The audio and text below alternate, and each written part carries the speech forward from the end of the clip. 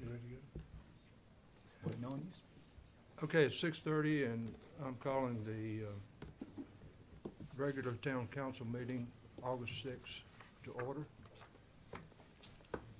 And I'm going to ask Derek Webb if he will lead us in the pledge to the flag.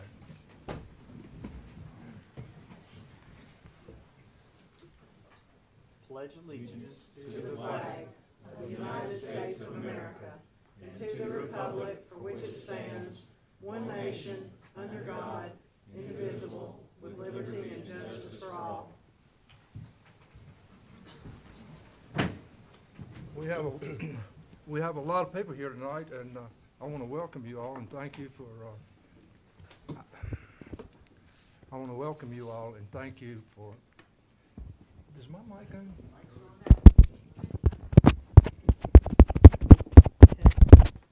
Test, test. Nope.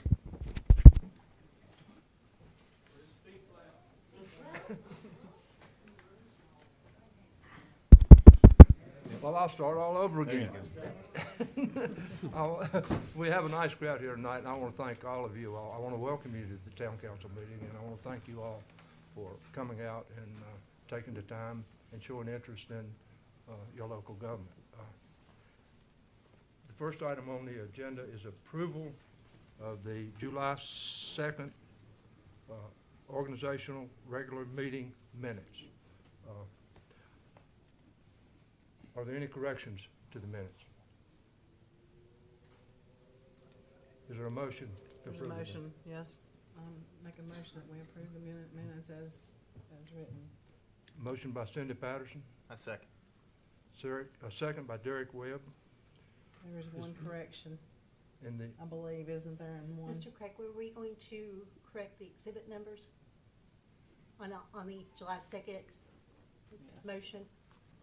this is July 2nd. Second. You have corrections for that? I don't, but was there corrections?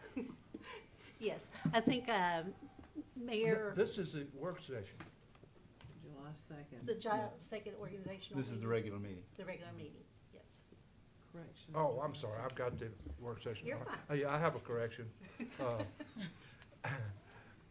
I request that the motion by Ms. Patterson, seconded by Mr. Bradley, be amended as follows, as the wrong exhibits were originally identified.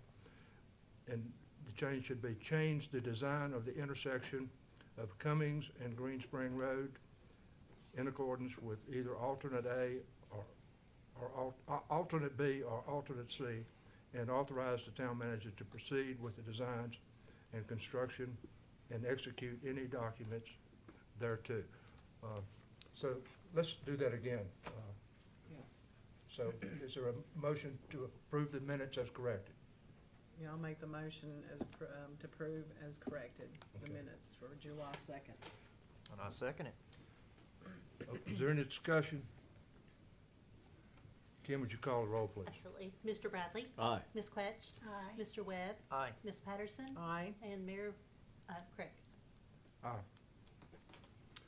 Okay, the next item on the agenda is public comments. Mr. Craig, July 19th work session. Now the work session. Oh, gosh, I'm really messing up tonight. That's okay. Are there any corrections to the July 19th work session? I move we approve the minutes. Motion by Mr. Bradley, I'll second. seconded by Ms. Kish. Any discussion? Kim, please call the roll. Mr. Bradley? Aye. Ms. Quetch? Aye. Mr. Webb? Aye. Ms. Patterson? Aye. And Mayor Craig? Aye. The next item on the agenda is public comments.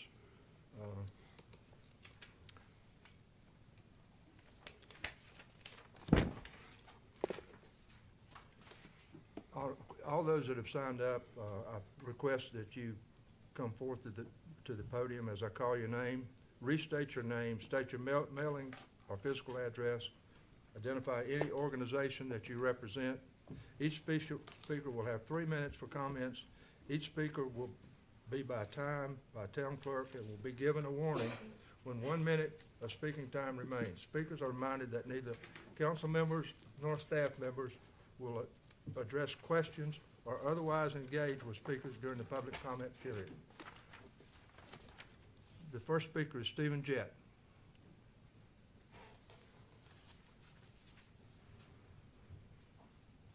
Can you all hear Mayor Craig in the back? I'm Stephen Jett, 333 Court Street in Abingdon. I was away for the first meeting where you all were assembled, and I just wanted to add my best wishes and good luck for the challenges that you're facing at the present time. So there it is. Thank you. Thank you. The next speaker is Terry Simon.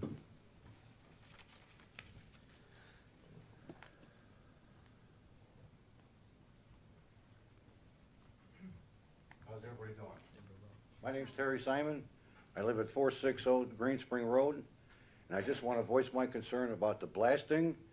That there's no warning for anybody, that everybody, when they're blasting over there by that Food City, and still, everybody's still driving down that road, pulling in everybody's parking space, you know, the parking driveways and all, and just, they're tearing up mine, because I got a gravel one. They tear it up all the time.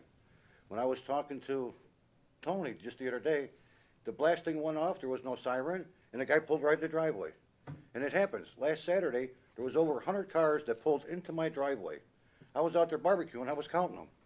Just, you know, I usually pull my truck down there, but that's a waste of my time. And I just thought maybe if we do something with the sign, so they're not pulling in everybody's driveways, and I'm not the only one, you know, so there's other ones. So if we can do something with that, I won't be back up here. Thank you very much. Thank you, sir.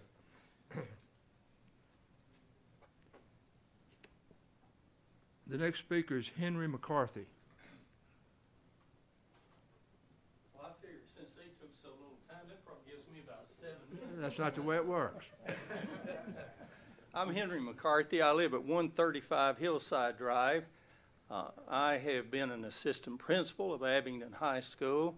I ran a prison reform jail program in the old jail, so I go pretty far back in this town. And I also served on the Boontown Council. And folks, if you ask around over there, they will tell you it was the most progressive town council they'd had in years. Don't hold it against me. I'm the person that brought beer and wine to Boone. I made the motion. But other than that, we did an annexation. We saved the Jones House. We brought a number of businesses downtown. And I just wanted to give you my perspective on the town at this time. And I'm very aware of the ins and outs and who's for and who's against. But I will say this, I've traveled all over the world since I left Abingdon High School, and I can tell you Abingdon is a very special place. So do your very best to keep it. Things change, I understand that. But keep the history of it as much as you can, keep the employment as much as you can, protect the people of the town as best you can. I chaired the Fairview Cabin. We saved that land up there. And I chaired that. So you see how valuable that is up there on the highway there in the cabin. And so when I took it over, they said it would cost $250,000. We did it for about $75,000. I would ask you to look at the green space, map out. You've had a battle here over Mary's Meadows. Look at what you have left. Look at how you preserve it.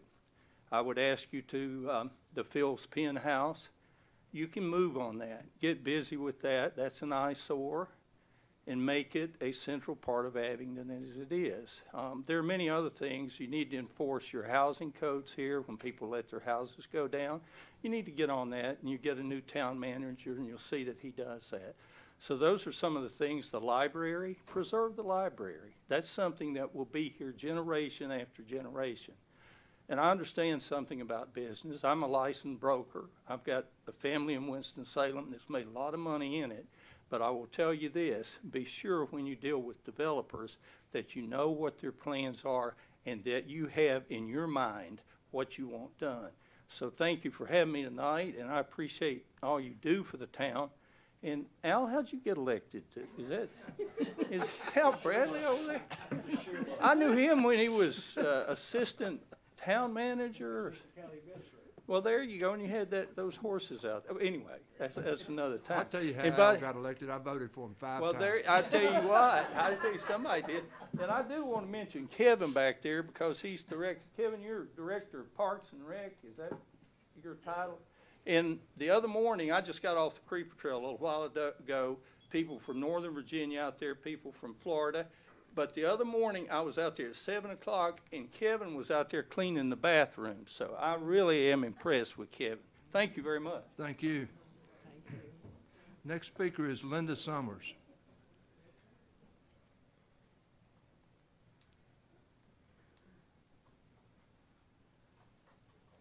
Good evening. My name is Linda Ann Summers, and I'm here regarding the decisions that are going to be made regarding the Summers Law Office. My grandfather, Robert James Summers, built the law office and gave a life estate to his brother, Lewis Preston Summers.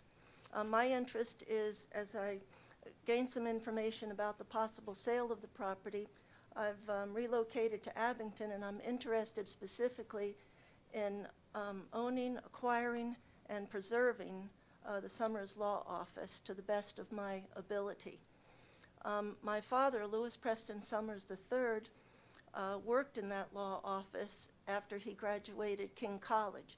My grandfather, however, died in 1933, and Uncle Lou, as he was known, became the mentor for my father through the years of his studies. I do have a lot of memorabilia from my great-grandfather, Colonel James Calhoun, who was in the Civil War.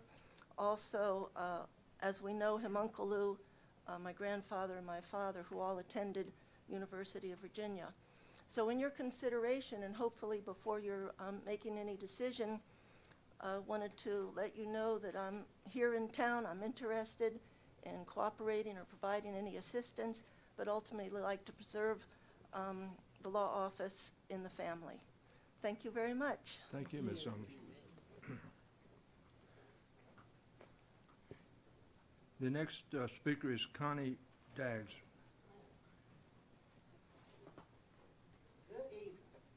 Good evening. How's everybody? My name's Connie Daggs, and I live at 215 Madison Street on Kings Mountain side of town. I've got some major concerns of eyesores on the main street of A Street. Coming down A Street, there's piles of trash and debris that has to be taken care of. I understand that you all are working on that, and I appreciate that. The sooner the better you can get that off. It's an eyesore. And I have to pass that way several times getting home, or come down by Town Shop Way to get home. I've lived here since 1965. I remember way back when the stock market was on A Street, where all them funky cows and trucks lined up on A Street, because that's where they did business. This is our neighborhood. I didn't like it then, but our neighborhood needs to be preserved. We got houses over there that no one's lived in for years, and it's piled up with trash and grass and weeds and all that kind of stuff. I don't want to live in a neighborhood like that. That is my neighborhood. I'm still living in the house that my family owned, and I'm still there, and it's well preserved. And I want my neighborhood to look just as good as everybody else's. So this has to stop, and this has to be cleaned up.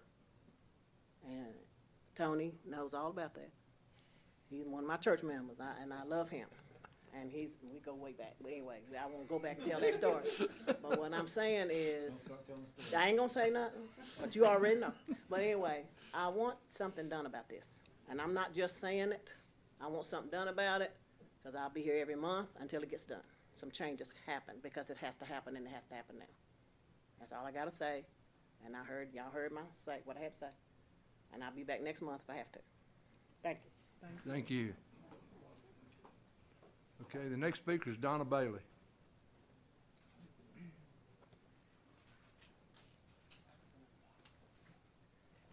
My name is Donna Bailey, and my address is Post Office Box 541, Abingdon. And it's just a pleasure to be here with you all tonight. And I appreciate everything that this new council and Chief Sullivan are doing. We appreciate the openness. I can't always attend the meetings, but I never miss a meeting or an episode on on live stream. It's no longer an episode, let me say that. It's a pleasure. I really, really appreciated the, I'll call it open mic, open community discussion that you have started, and you have restarted the work session. I think that's very important. I think it's important to have the public involved. I know I talked with Chief Sullivan today, and I expressed that, you know, sometimes we forget government is of the people, by the people, for the people. But the most important thing is, it is the people's. They are the owner. You know, they are the business CEOs, if you would. And so it's about making life good for the people that live here and pay for things. And something happened today. It was very ironic. I had the Summers Law Office on my mind, and I had talked with Ms. Patterson and said, does it have a shower? We need to be creative in what we do with it. And I went by, and a lady pulled up, and I said, well, you must be as curious as I am about the property. She goes, I'm very curious about it. She goes, I said, what's your name? She said, Linda Summers. I said, as in Summers? And she said, yes. And we had a wonderful conversation, and we're kindred spirits. We love things that are old and historic and maintained. But we both realize that the public cannot afford to take care of these treasures. They are treasures, but with treasures comes a huge responsibility and liability. And I would ask that possibly you not make a decision to put out an RFP for an assessment or a realtor or anything like that, but that the family be worked with, because I think I learned what an attorney is really for today too. It's to tell you the things that you don't realize you don't know and should know before you make a gift. And I think the family entrusted the property to the Historic Society initially. That was passed to the town. The town doesn't have money to take care of this and the Pennsfield and everything else. We love it. We want it to be maintained. And I know that in the past, in recent past, that the town has given great concession and even no charge property or $1 sale on properties to get them in hand of artisans. And I think we need to do the same thing for our historic properties, especially when you have an opportunity to put it back in the hands of somebody who has such a love of history and restoration. And also I'll say that Ms. Summers has all kinds of historical documents, much of which she's already donated to the University of Virginia. I'd like to see it over on Court Street. Thank you for all you do. Thank you, Donna. Okay, council, the next item on the agenda is a closed session, and we have Mark Hurst here, so is there a motion we go into closed session? And it's, the way we need to phrase it is on your agenda. If you want to make it, Cindy. Yes, Mayor, Craig, I'll make that motion. I'd like to make a motion to go into closed session pursuant to section 2.2-3711A5 of the Code of Virginia, as amended for the purpose of discussing correspondence from legal counsel regarding pending litigation, Kevin Sandenaw, plaintiff versus Kathy C. Lowe, Richard Humphreys, Robert Howard, Deborah C. Eisenhower, and the Town Council of Abingdon. Defendants, the Town Council of Abingdon. Defendants, Washington County Circuit Court, case number C like Charlie, L as in Lima, 17-1825. Motion by Ms. Patterson to go into closed sessions. I'd like to second that. Second by Derek Webb. Is there any discussion? Kim, please call the roll. Mr. Bradley? Aye. Ms. Quetch? Aye. Mr. Webb? Aye. Ms. Patterson? Aye. And Mayor Craig? Aye. I want Tony and Kim and Mark, for the public's information, I don't anticipate this to be a very long closed session.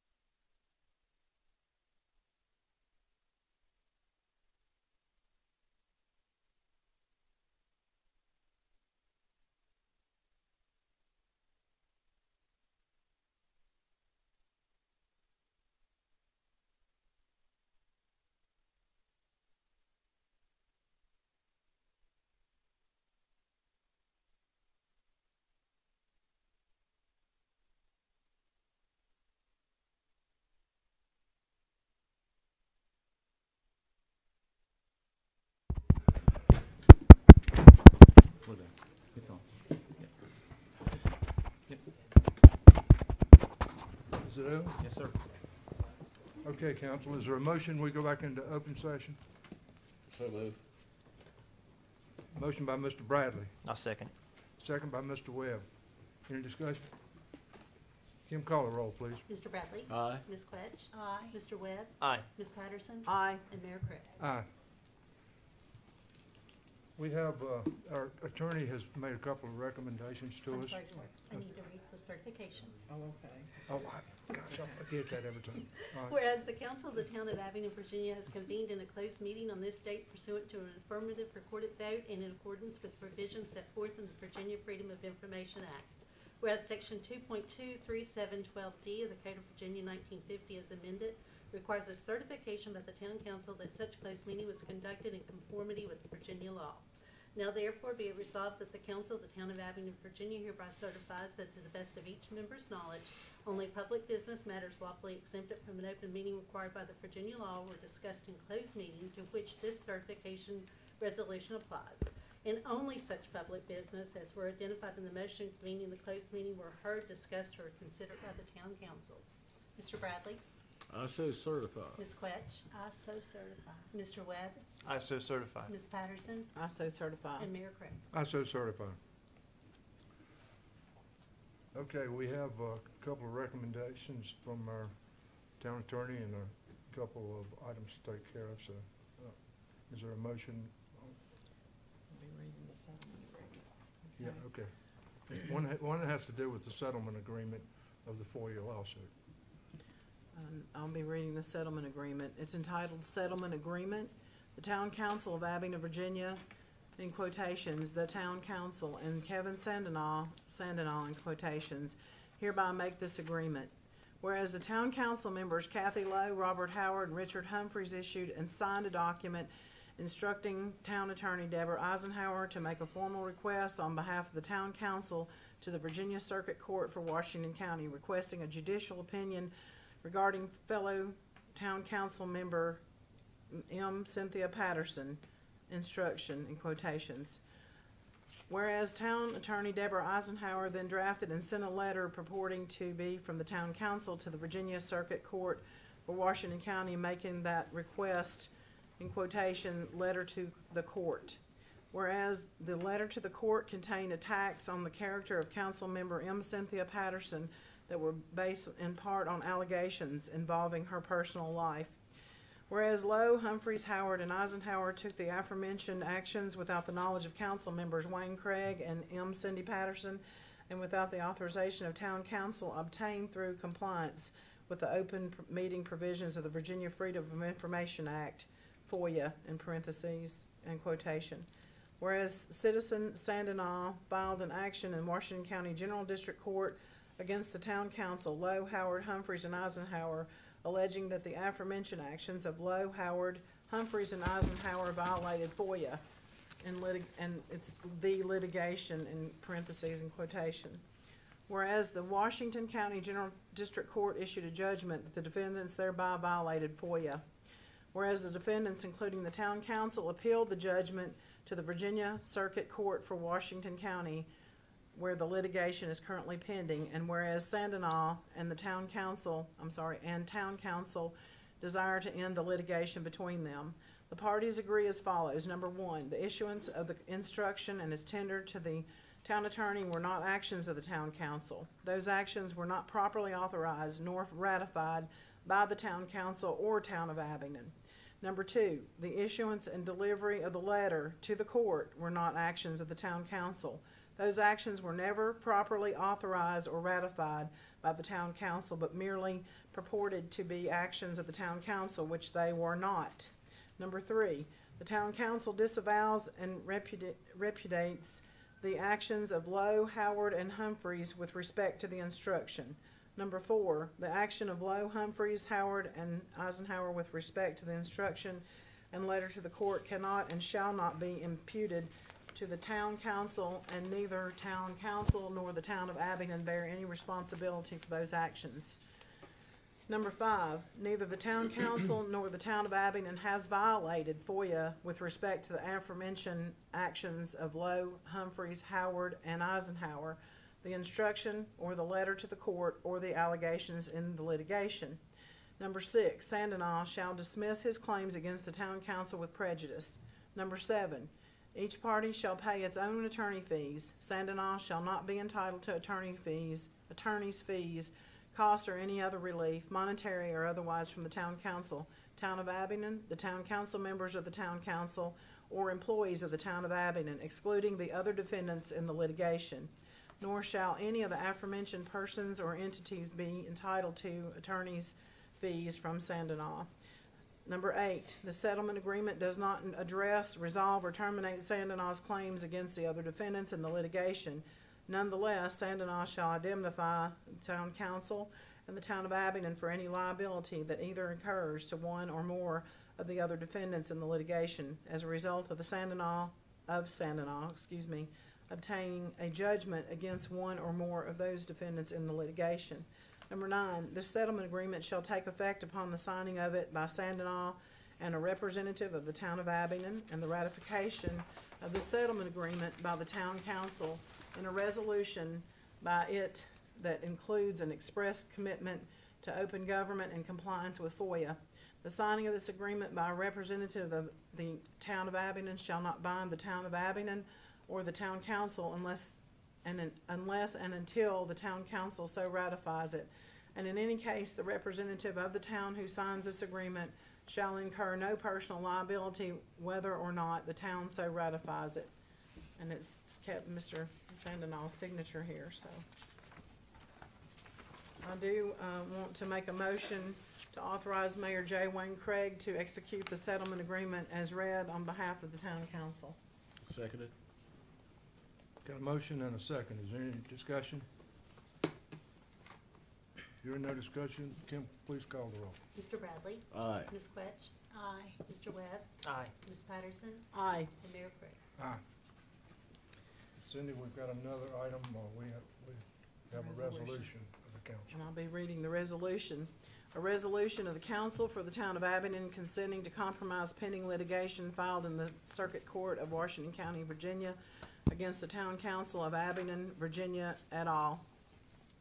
Whereas there is a pending litigation in the Circuit Court of Washington County, Virginia, namely Kevin Sandenaw plaintiff, hereinafter Sandenaw, versus Kathy C. Lowe, hereinafter Lowe, Deborah C. Eisenhower, hereinafter Eisenhower, Robert M. Howard, hereinafter Howard, Richard Humphreys, hereinafter Humphreys, and the Town Council of Abingdon, Virginia, hereinafter Council. Defendants' case numbers: C like Charlie, L as in Lima, 17-1697. C like Charlie, L like Lima, 17-1826. C like Charlie, L like Lima, 17-1831. C like Charlie, L like Lima, 17-1625.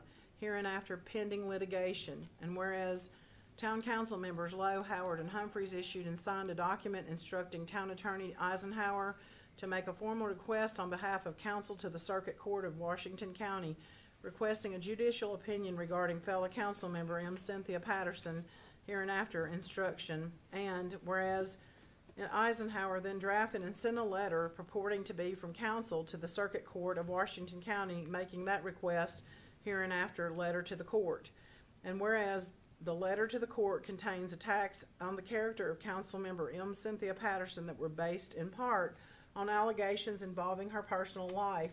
And whereas Lowe, Howard, Humphreys, and Eisenhower took the aforementioned actions without the knowledge of council members Wayne Craig and M. Cindy Patterson, and without the authorization of council obtained through compliance with the open meeting provisions of the Virginia Freedom of Information Act. And whereas Sandenaw filed an action in Washington County General District Court against council Lowe, Howard, Humphreys, and Eisenhower, alleging that the aforementioned actions of Lowe, Howard, Humphreys, and Eisenhower violated the Virginia Freedom of Information Act. And whereas the Washington County General District Court issued a judgment that defendants thereby violated the Virginia Freedom of Information Act, and whereas defendants, including council, appealed the judgment to the Circuit Court of Washington County, and whereas Sandenaw and council desire to resolve the pending litigation as it pertains council, and therefore be it resolved that the council, after due consideration, ratifies the proposed settlement agreement between the council and Sandenal by hereby agreeing to the following. Number one, the issuance of the instruction and its tender to the town attorney were not actions of council. Those actions were not properly authorized nor ratified by council and or town of Abingdon. Number two, the issuance and delivery of a letter to the court were not actions of council. Those actions were never properly authorized or ratified by council, but merely purported to be actions of council, which they were not. Number three, the council disavows and repudiates the actions of Lowe, Howard, and Humphreys with respect to the instruction. Number four, the actions of Lowe, Humphreys, Howard, and Eisenhower with respect to the instruction and letter to the court cannot and shall not be imputed to council, and neither council nor the town of Abingdon bear any responsibility for those actions. Number five, neither council nor the town of Abingdon has violated the Virginia Freedom of Information Act with respect to the aforementioned actions of Lowe, Humphreys, Howard, and Eisenhower, the instruction and or the letter to the court, or the allegations set forth in the pending litigation. Number six, Sandenal agrees to dismiss his claims against council with prejudice. Number seven, Sandenal and council shall pay his or its own attorney fees. Sandenal shall not be entitled to attorney's fees, costs, or any other relief, monetary or otherwise, from council, town of Abingdon, members of council, and or employees of the town of Abingdon, excluding the remaining defendants in the pending litigation, nor shall any of the aforementioned persons or entities be entitled to attorney's fees from Sandenal. Number eight, this resolution does not address, resolve, or terminate Sandenal's claims against the remaining defendants in the pending litigation. Nonetheless, Sandenal shall indemnify council and the town of Abingdon for any liability incurred to either one or more of the remaining defendants should Sandenal obtain a judgment against one or more of the remaining defendants. Be it further resolved, council continue to be committed to open government and to compliance with the Virginia Freedom of Information Act. And then it has town of Abingdon and signatures lines here. Okay, council, what's your pleasure on the resolution? I make a motion to adopt this resolution as read. Motion by Ms. Patterson to adopt the resolution. I'll second it. Second by Mr. Bradley. Any discussion? Kim, please call the roll. Mr. Bradley? Aye. Ms. Quetch? Aye. Mr. Webb? Aye. Ms. Patterson? Aye. And Mayor Crick. Aye. Mark, you want me to make an appointment with your secretary to come by and execute these documents? Sure. All right, I'll try to do that tomorrow or the next day. Thank you very much, Mark, for your work. I appreciate it. We appreciate it. Okay, council, the next item on the agenda is first reading of public hearings. The first public hearing is application for a special use permit, addition to an existing structure pursuant to 15.9, utilization of the flood hazard district. Timothy and Lydia Hoke, owners, 243 Fugate Street, currently zoned R3, tax map number 018-6-37. I'll read the notice of the public hearing. It's entitled Notice of Public Hearing per Virginia Code Section 15.2-2204. The council for the town of Abingdon will conduct a public hearing at its next regular meeting to be held on Monday, August 6, 2018 at 6:30 p.m. in the Abingdon Municipal Building, 133 West Main Street, to consider the following application. Application for a special use permit, addition to existing structure pursuant to 15.9, utilization of the flood hazard district. Timothy and Lydia Hoke, owners, 243 Fugate Street, currently zoned R3, tax map number 018-6-37. A copy of the application is on file for review by the public during regular office hours at the town manager's office at Abingdon Municipal Building, 133 West Main Street, Abingdon, Virginia. All parties are invited to attend. I declare the public hearing on that matter open. Is there any member of the public present to comment on that matter?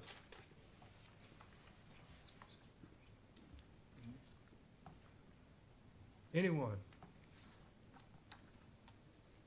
Mr. Mayor, you may want to call on Mr. Boswell.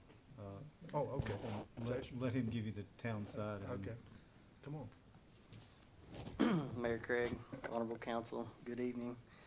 This public hearing is for a special use permit for an addition to the existing structure on the property of Timothy and Lydia Hoke.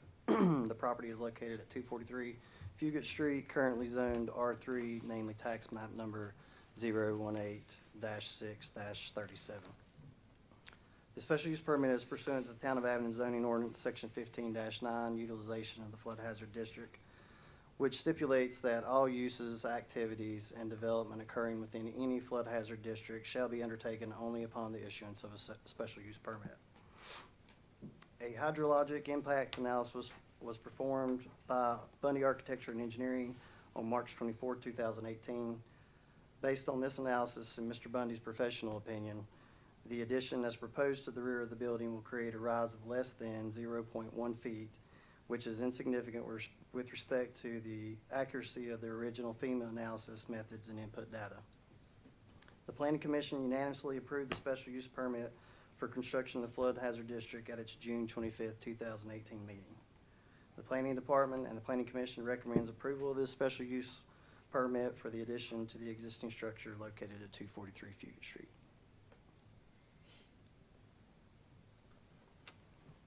Okay, is there any comment?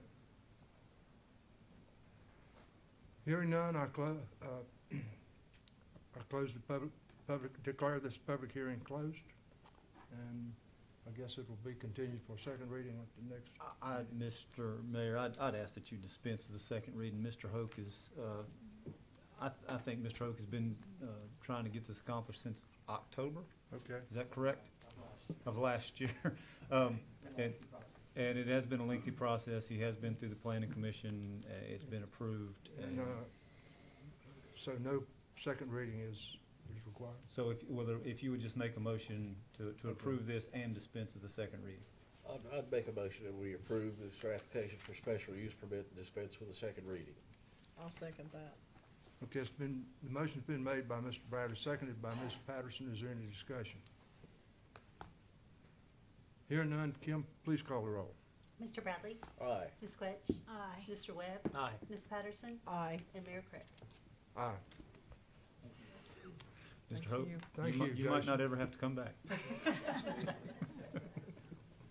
Okay, the next public hearing is consideration of ground lease agreement with Sunset Fiber LLC, a Delaware limited liability company with authority to conduct business in Virginia and the town of Abingdon.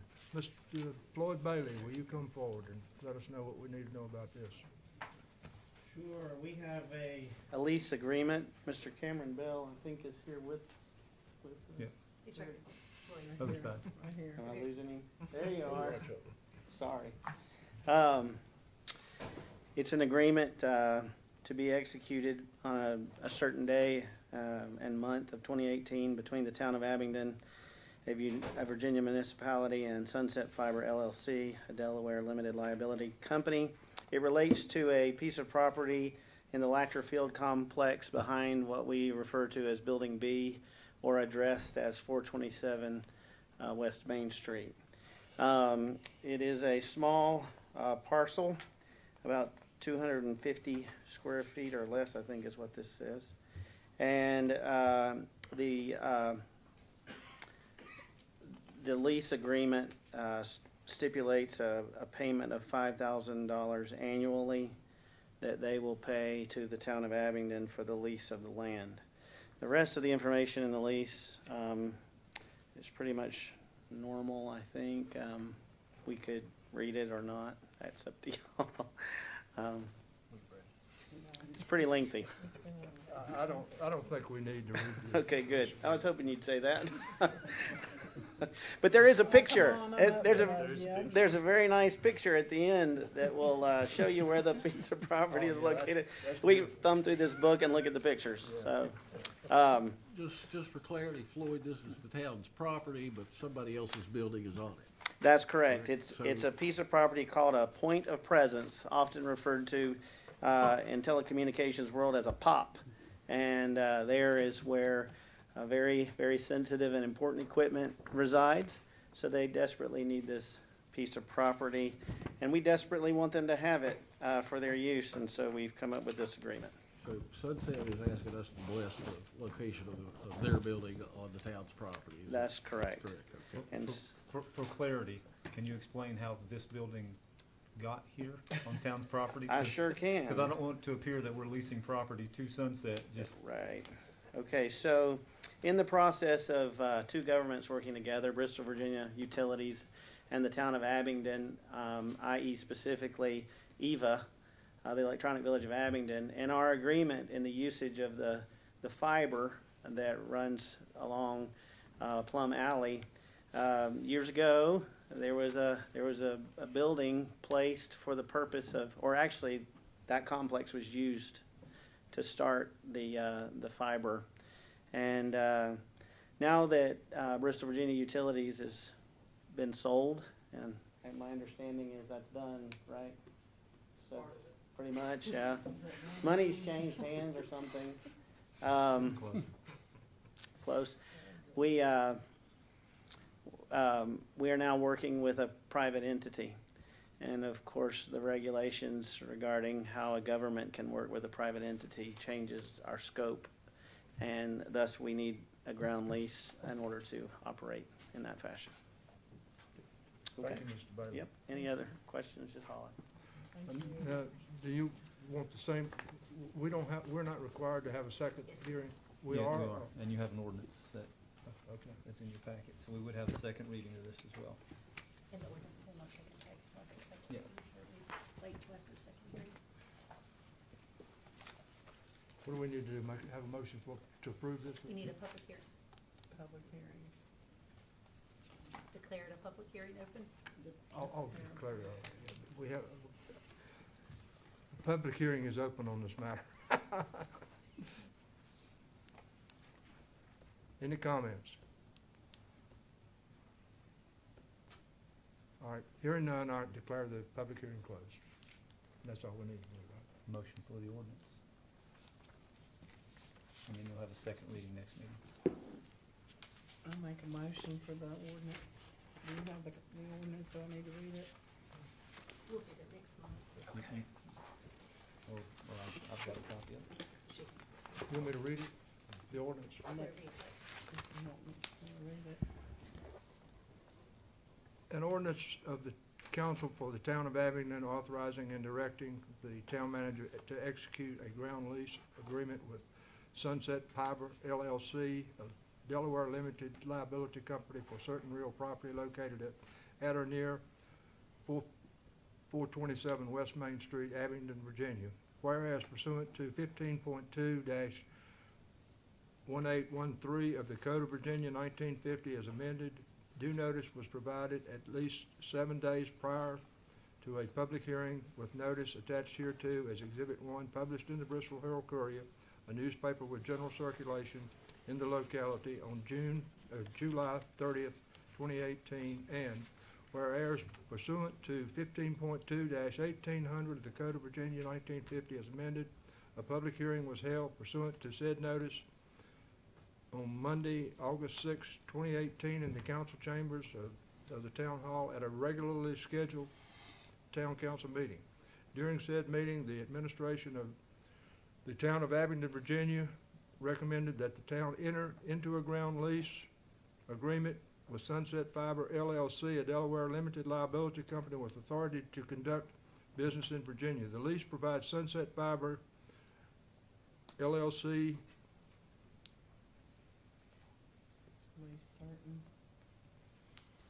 company with authority to conduct business in Virginia. The lease provides Sunset Fiber LLC lease certain real property located at 427 West Main Street, Abingdon, Virginia, and whereas a first reading of this ordinance was performed on August 6, 2018 pursuant to said notice and agenda of the council, and whereas a second reading of this ordinance was performed on To be determined. whatever, pursuant to said notice and agenda of the council, therefore the town manager is hereby authorized and directed to execute a lease to the terms, conditions, and rates of the attached lease.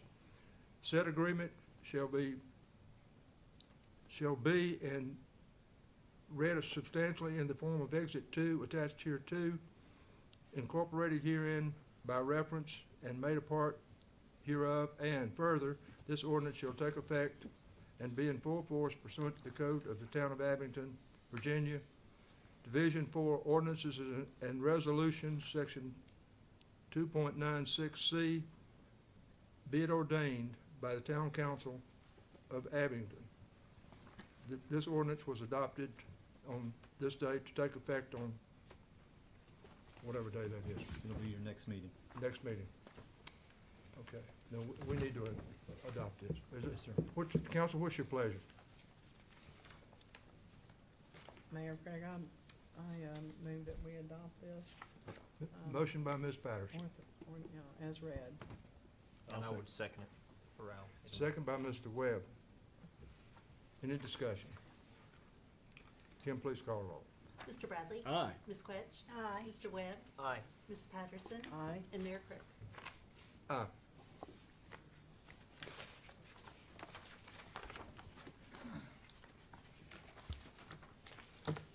There are no second readings.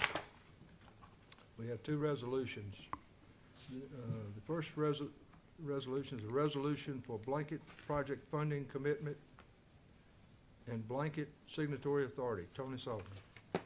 This is just a housekeeping item, Mayor, with the transition from management. We have to have an updated signature on file with VDOT authorizing, council must enact a resolution authorizing me or your manager to sign certain documents for the administration of projects. Of course, that also enables us to recoup funding for those projects. And I'll be happy to read the resolution if you'd like. Yeah, go ahead and read it. Resolution for blanket project funding, commitment and for blanket signature authority. Whereas the town of Abingdon, Virginia administers transportation projects under agreement with Virginia Department of Transportation, and whereas the town of Abingdon, Virginia desires to provide clear commitment for funding these projects and clear signature authority for signing the project administration agreements, now therefore be it resolved by the town council for the town of Abingdon, Virginia, that one, the town of Abingdon, Virginia hereby commits to fund its local share of preliminary engineering, right-of-way, and construction as applicable of the projects under the agreement with the Virginia Department of Transportation in accordance with project financial documents. Two, the town manager is authorized to execute all agreements and/or addendums for any approved projects with the Virginia Department of Transportation. Town of Abingdon, Virginia, signed by the mayor. Just need to be approved. Council, you've heard the reading of the resolution. What's your pleasure? I'd like to make a motion to go ahead and approve the resolution for blanket project funding commitment and for blanket signature authority as read. Motion by Mr. Webb. Is there a second? Second by Al Bradley. Any discussion? No discussion. Kim, please call the roll. Mr. Bradley? Aye. Ms. Quetch? Aye. Mr. Webb? Aye. Ms. Patterson? Aye. And Mayor Crick? The next item on the agenda is a resolution concerning the temporary detention order, transportation, TDO. Tony Sullivan. This item, Mr. Mayor, was actually brought forth by the town manager in Marion, who contacted me a few months ago with the thought of getting everybody in the Mount Rogers Planning District to execute, everyone meaning town councils, city councils, and board of supervisors, to execute a resolution as a way to show unity for the processes that we're undertaking involving the execution of emergency custody orders and temporary detention orders. I think some of you may be familiar with these actions. These are when patients are taken in involuntarily for treatment into our mental health system and sometimes the medical system, and sometimes the next available bed may be 2, 3, 4, even 6 hours away. You know, quite honestly, for folks Roanoke and East, it's a big deal, but you know, when you have to go from Lee County to Williamsburg, that's a problem. And I think everybody recognizes it's a problem, and I think some things are being done to address that transportation piece in and of itself. But the part that really must come forward is we're taking folks a lot of times because of the state mandate out of their home service area temporarily for 72 hours or longer to get treatment, which means we're also taking away their home support network. There's at least one person in the audience who could give you some information on how far law enforcement travels in execution of these temporary detention orders. The thought is, in speaking with Mr. Rush from Marion, that if we can all adopt this resolution and all agree upon it, it will show some unity. And the resolution is, it targets reopening the Southwestern State Hospital as not a facility of last resort, how it's listed now, but as a primary facility. It's to keep people in this region. And keep in mind, even though if this actually went through, you know, Lee County is still almost 2.5 hours away from Smith County. So if council pleases, I would read the resolution. I do need to add that Delegate Pillion did send me a correspondence this afternoon. I think he may have contacted you all. I do have those letters printed for you. I think I need one more. And if you'd like, I will read that one as well, at the pleasure of council. Council, what's your pleasure? You wanted to read it? You saying yes, Don? Could you go into a small summary, if you don't mind? You don't have to read the whole, Well, Cindy, I think Don we're wants not, it read. I'm sorry, go ahead. That's okay. I didn't hear it. All right, Tony, read it, please. The letter from Delegate Pillion, is that? you want me to read? that's sufficient. Okay. Abingdon Town Council, Abingdon, Virginia, dear council members, it has come to my attention that council will tonight consider a resolution regarding temporary detention orders, TDOs, as a part of a desire to improve the civil commitment process in the Commonwealth. This has been an important issue for our legislative delegation. By way of this letter, I hope to inform you of the impact in Richmond and the progress we have made in the General Assembly over the past year. In 2017, our legislative delegation hosted Speaker of the House of Delegates Kirk Cox in Abingdon to discuss the many complex issues related to TDOs and the civil commitment process as a whole. Representatives from several different law enforcement agencies in Southwest Virginia attended this meeting and shared their concerns and ideas. As you might expect, transportation was a key issue discussed, highlighting the stress that mental health transports can place on local law enforcement, especially in our region. Fortunately, we were able to expand on this discussion and work with our colleagues during the General Assembly session this year. As a member of the Appropriations Committee, I supported the inclusion of $7 million in the state budget for the development of an alternative transportation system. Those funds are allocated to the Department of Behavioral and Developmental Services over the course of a 2-year period to provide alternative transportation for adults and children under a temporary detention order. While this is a step in the right direction, it is by no means a fix-all solution. Mental health transports and the civil commitment process is a complex and sensitive issue that must be addressed with concern for all individuals involved. I look forward to working with my colleagues and our localities across Southwest Virginia to build upon this progress as we move forward. I hope you find this information helpful and useful. Sincerely, Todd. Todd Pillion, Delegate, 4th District. Okay, Cindy, you said you had some questions, or? That answered a lot of the questions, and, do you know, one question I will have though is how will they be transported? We've not even got that far, I don't guess. Really, it's two different issues, quite honestly. The transportation piece, you know, that's always going to be an issue until something is fixed. What the resolution from Bill Rush and Marion through the Mount Rogers Planning District is addressing we're trying to address the distance we travel in that transportation. Using Marion as a facility of first resort for this region as opposed to a facility of last resort is almost counterintuitive. Now, a few years ago, they defunded a lot of that hospital for whatever reason. You know, it may have been numbers, it may have been age. This targets more getting that facility reopened, not just the transportation piece. You know, and quite honestly, from the law enforcement side, and Lieutenant Holbrook, since he's run the police department, I probably could ask him, see, we pray for Marion. I mean, we pray just to go to Marion. But for us to get to Marion, help me out, John, basically every other place has to be full before we get to Marion. Yes. Or the people have to be violent.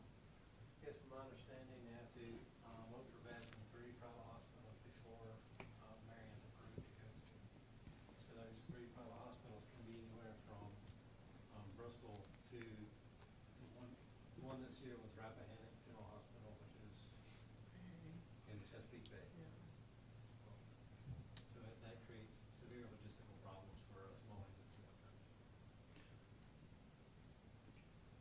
And it's not just us. This is region wide. And like I said, basically from Roanoke West, we have these issues because we don't have a lot of facilities here who can handle this problem. And so we have safety's a big deal. And been on these transports myself. We always take 2 if we have to go over 2 hours. Quite honestly, and I'll put on the police hat again. Quite honestly, we're the cops. We're not EMTs.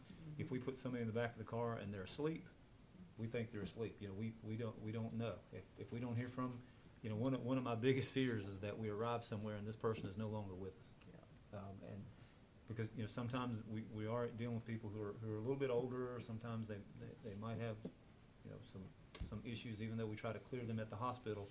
It's not totally out of the realm of possibility. You could be perfectly healthy when you leave the hospital and not healthy 15 minutes later.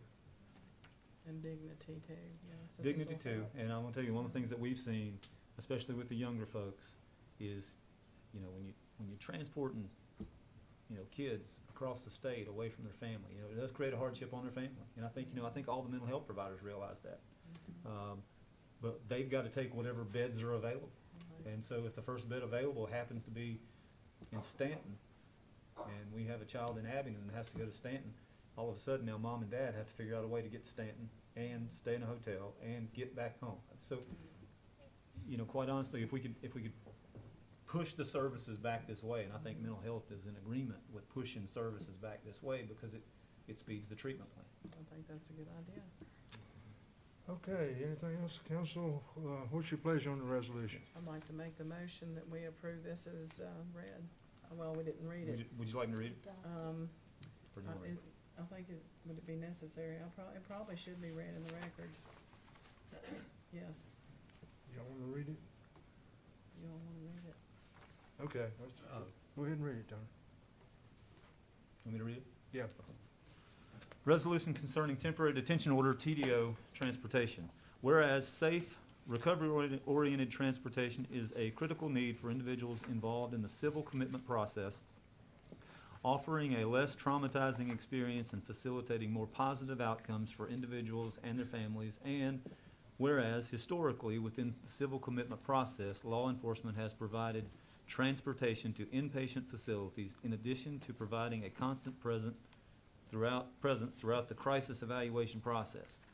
And whereas the current system of law enforcement providing transportation for emergency custody orders and temporary detention orders is an unfunded mandate and results in undue financial and operational challenges to local municipalities and creates additional stress and trauma for the individual and the families of the person being transported by law enforcement. And whereas the current system creates a risk to maintaining safe communities by reducing the number of hours in which officers are patrolling their communities due to the TDO/ECO transport duties, and creates an increased risk to those being transported because they are often alone in the back of a patrol car without proper monitoring of physiological and psychological symptoms while in transport, in some cases for up to 6 hours.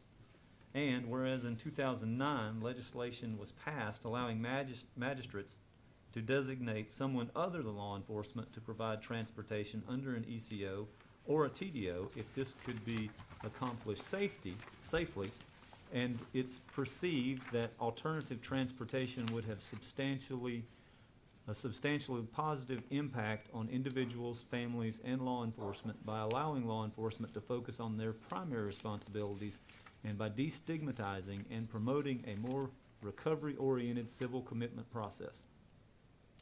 Now, therefore, be it resolved, the 6th day of August, 2018, the town of Abingdon, Virginia, requests the Virginia legislature continue to develop and adequately fund an alternative transportation system for individuals involved in the civil commitment process, recognizing the demographic and geographical challenges that rural areas in Virginia have concerning travel distances, the effect those challenges have on the emotional and financial impact of the families, and the financial distress incurred by all parties involved, and be it further resolved that the Virginia legislature review and grant an exemption for the Southwest Virginia Mental Health Institute from the place of last resort requirement under current law, recognizing that it is centrally located and eminently qualified to serve as a frontline regional detention center for the civil commitment process, and that increasing the capacity of the Southwest Virginia Mental Health Institute through increased state and local financial support would ultimately result in cost savings to the overall mental health arena.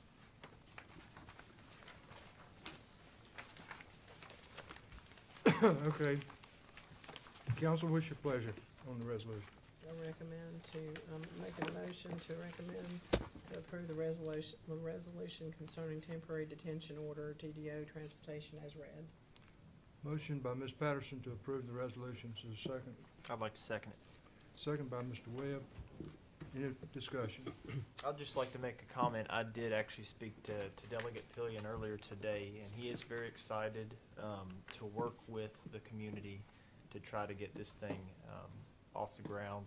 He did mention to me that before, I guess, last year the budget was 1.7 million, and they had kind of put it on his coattail and took it to the House and got it increased to 7 million. So they are currently working on that process.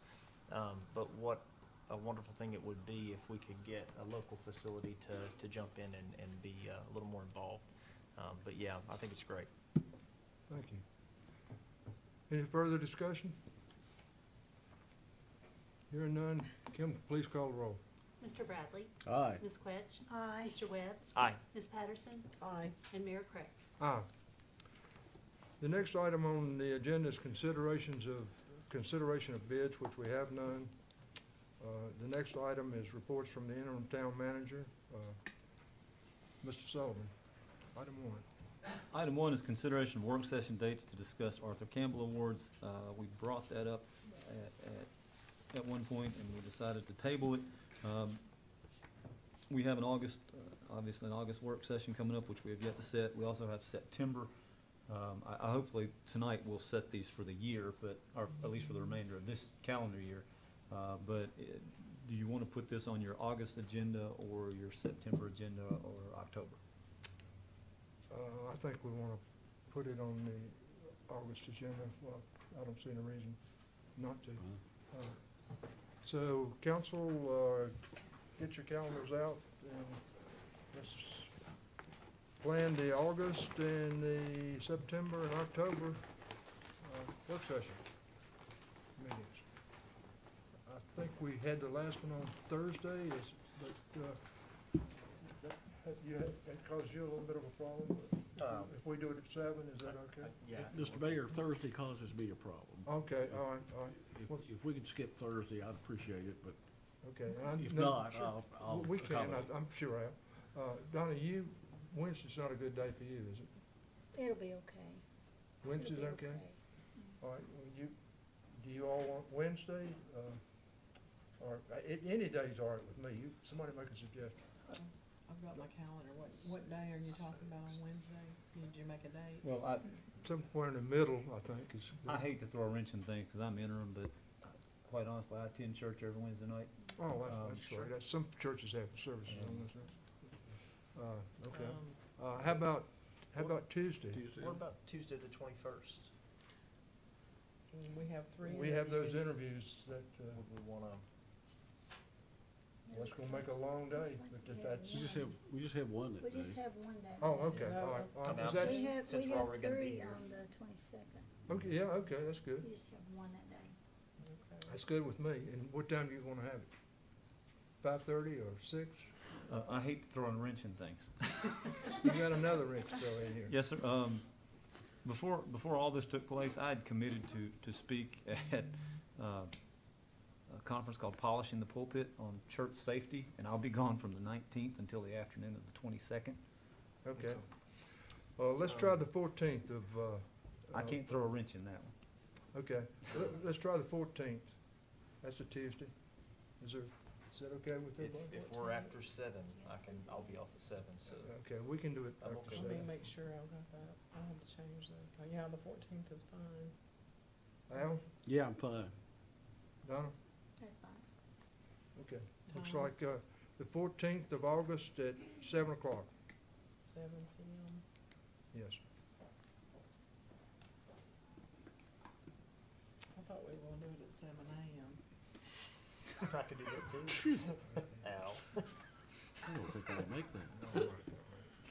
Cindy, I haven't even thought about waking up by 7 o'clock. Yeah, that's all we're doing. Okay. September, August. you wanna do Tuesday again, at the 11th or the 18th? September. 18th would work better for me that month. 18th works better for Derek. How about you, Tony? You might have hired a manager by then, so I'll pencil my name in. All right. Everybody okay with the 18th? 7. And we're gonna do that at 7? I can do any time that day I'm off, just throwing it Okay, out it there. might be good to do it a little earlier, that way we having public discussion that could go on for a while. Let's do it at, let's do it at, 6. Excuse me. You may want to leave that at 7, because I think we're going to be discussing the schedule of dates for, I believe we had a traffic issue that you wanted to do a public session, and I think we're going to start that at 5:30. Okay. And we were going to give an hour and a half for people to come by and view and comment, so you may want to keep that one at 7. All right, 7 o'clock work session on September the 18th. All right, moving on to October. Yeah. What? My phone's dead. Your phone's Calendar dead. died. Well, How about you? Right here. I don't use that one. okay, Tony will just do two. Cindy doesn't have a calendar, we'll do. Well, she just doesn't get to vote.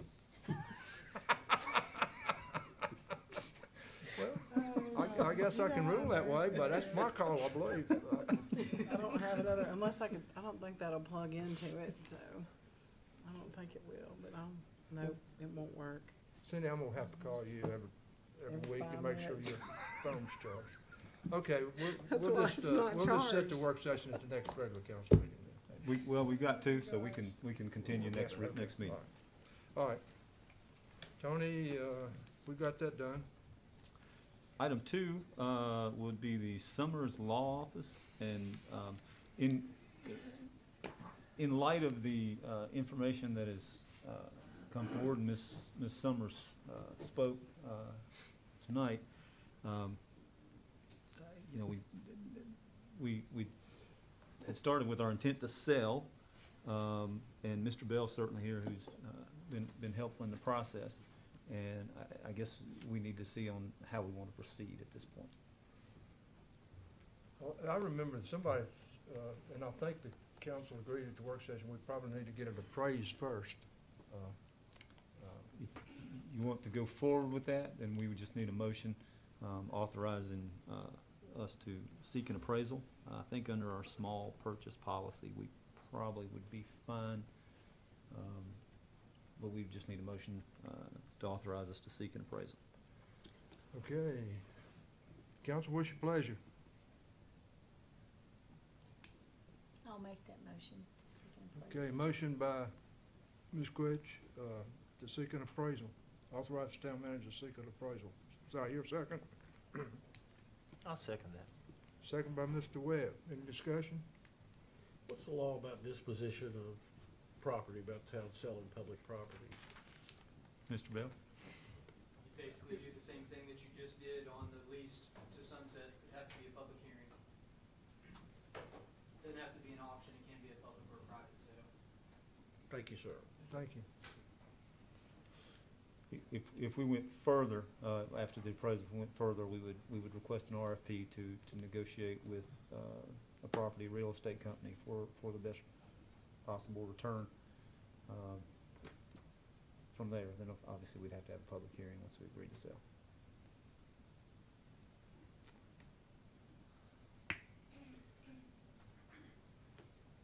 Any further discussion? So we've got a motion and a second to, I mean, just to clarify, I'm okay with having an appraisal done.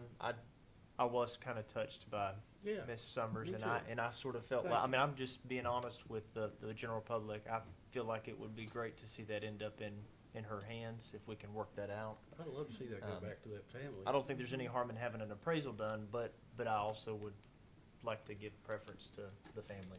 Well, ultimately, if I may add, ultimately, and correct me, Mr. Bell, if I'm wrong, you could turn, I'm sorry, I'm not too far away. Ultimately, we could, depending on the wishes of council, the town did invest some money in it, but, you could deed a gift back, if you wished to do that. So there is an avenue, out to relinquish it back to that family. However, and correct me if I'm wrong, because I believe you've done all the research, the title of and the deed is clear at this point. There's no reversion clause or anything like that. okay. There were two deeds recorded at the same time. One was, there were some reversionary interests back to the family, and those were relinquished at the same time. It was deeded as a gift to the town. So it's free and clear to the town right now, but it'd be the council's pleasure what you wanted to do with it at this point. But there isn't anything that would trigger it reverting to the family as it stands now. Yeah, the first part. There was. Cam, come up to the microphone, please. I knew we'd get you up here.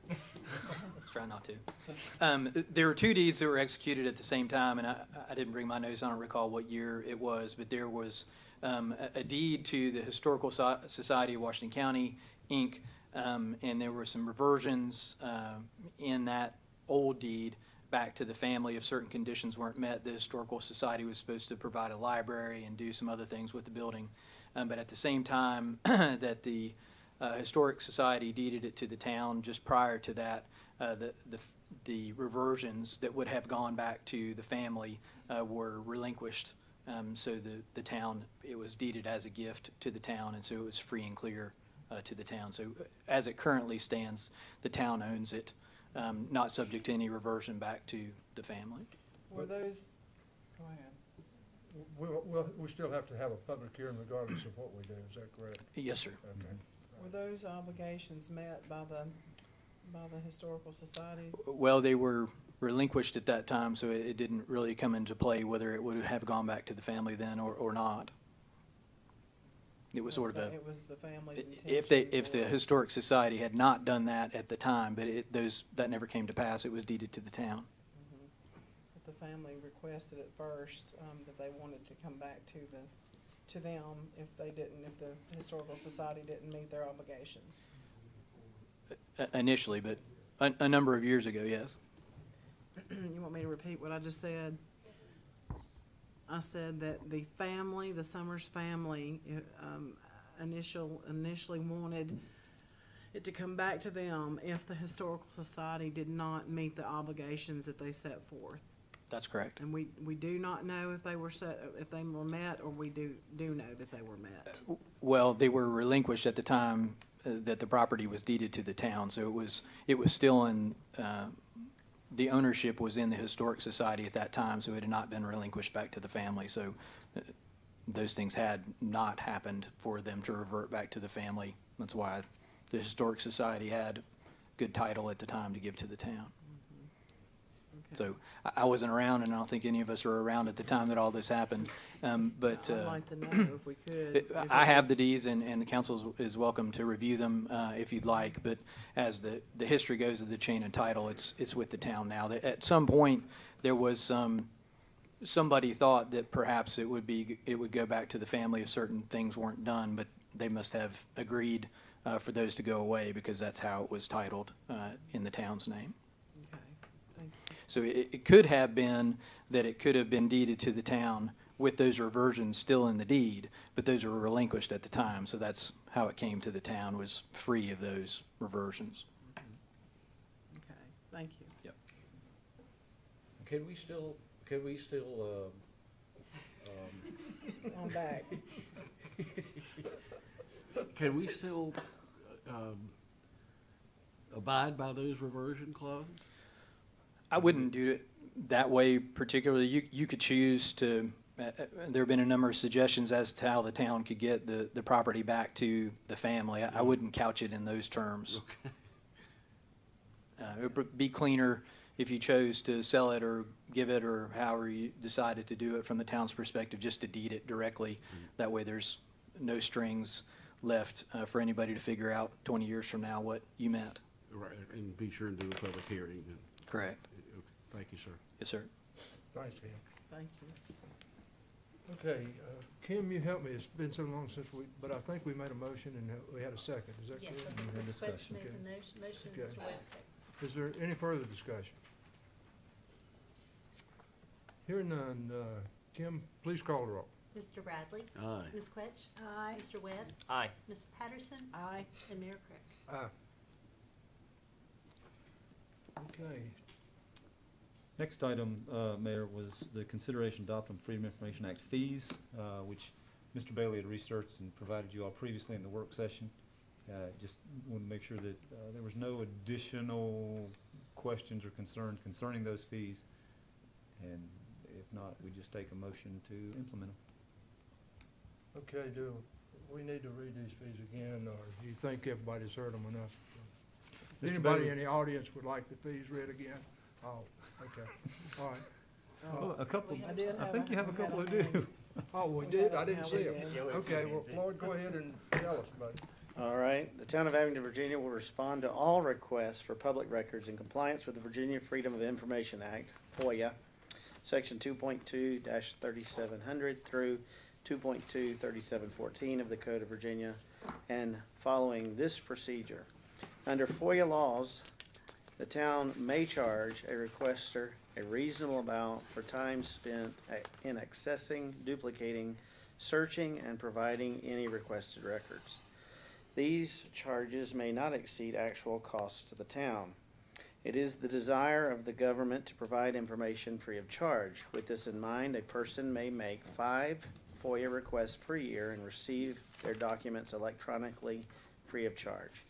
Redactions and discretions will be taken as required by the Code of Virginia and the Commonwealth of Virginia FOIA Council and/or the town attorney, and will be addressed with any questions.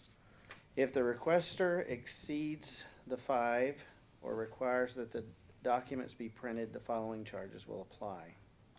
It states in the chart, the first 5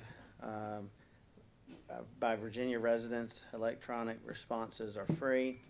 Requests over the initial 5 per year by a Virginia resident is $15 per hour charge for collection and preparation of documents, and it states a 1-hour minimum.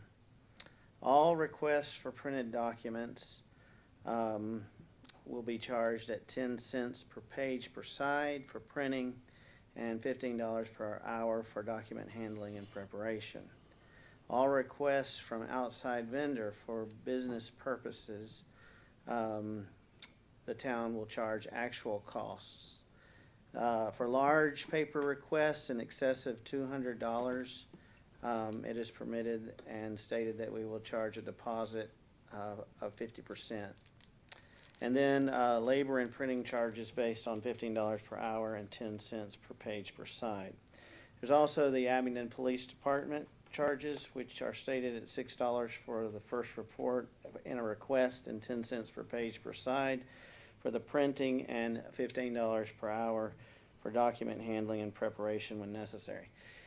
And several questions have been brought to my attention, and I know probably to some of you as well, relating to, are we going to charge somebody if they call and they ask a question and it takes us 5 minutes to answer that question, and we're going to charge them a 1 hour minimum? And the spirit of this chart is absolutely not. We have no desire to beat people up with charging them for requests that we can make quickly within minutes. The only purpose for the charge and the 1 hour minimum is to demonstrate the fact that we are taking the time of public resources. And we make this point very clear. Every single one of us as employees of the town are the resources of every taxpayer. So when a taxpayer monopolizes the time of all the taxpayers' employee, they should be charged in regard to that, or understand the gravity of that I'm taking an employee of the town of Abingdon who is paid by all of the taxpayers, and I am causing them to do work for me, and it can take them hours to accomplish that.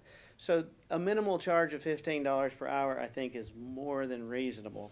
It is, I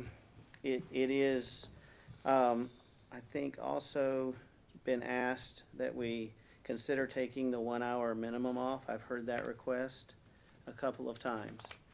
And so I bring that before you. And as far as I'm concerned, you know, again, whether we state it as a 1 hour minimum or not, it's just going to be basically charged as a result of the amount of time that it takes the person to do the work when that is necessary. So I'm neither for nor against. I understand the mentality and the concern of it stating 1 hour minimum. If you want to remove that piece, I'm fine with it. I think that might help some of the concerns. But I do want to alleviate anyone's concern that they would think that any town employee is going to say, this took me 15 minutes, we're going to charge them an hour minimum charge. I don't see that happening. But we'll do as you please. And in the past, I thought that it was like $30 an hour, but I think it was $70 an hour. It could vary based on the person doing the work, but yes, it could be up that high. So we really, you know, come down a lot on our fees, which I appreciate that. I think any person doing a job for the town of Abingdon in any clerical position, $15 is a reasonable amount. We could reasonably prove that is less than our actual costs. FOIA law does not require us to charge actual costs. It says we can charge actual costs and we can't exceed actual costs. So charging $15 an hour is actually below our actual costs. It's a nominal fee in order to ensure that the person making the request understands that they need some skin in the game too, and not to just ask for things to keep us busy. I'm not saying anybody would do that on purpose, but we live in a strange world, so we have to be careful. As I recollect us talking about this during the work session, this is based on like a guideline code from Virginia, correct? It is. So it's not like Absolutely. we're doing something, just so the general public knows, we're not doing something that nobody else does. This is a pretty reasonable expectation. It is absolutely controlled by the Code of Virginia. It's all stipulated. In fact, all of the FOIA regulations in the Code of Virginia are listed on the town's website currently. And it specifies that we can charge. This is modeled after what I found to be the Federal Bureau of Investigation's methodology for providing FOIA requests. They give the first 5 free and then they charge thereafter. I thought it was a good idea, and I think anybody in the town or that has concern about what's going on in the town, 5 is a reasonable number. And then it's at that time we need to start charging in order to ensure that we're not unfairly impeding the ability of an employee to do their real job. which is taking care of all the town.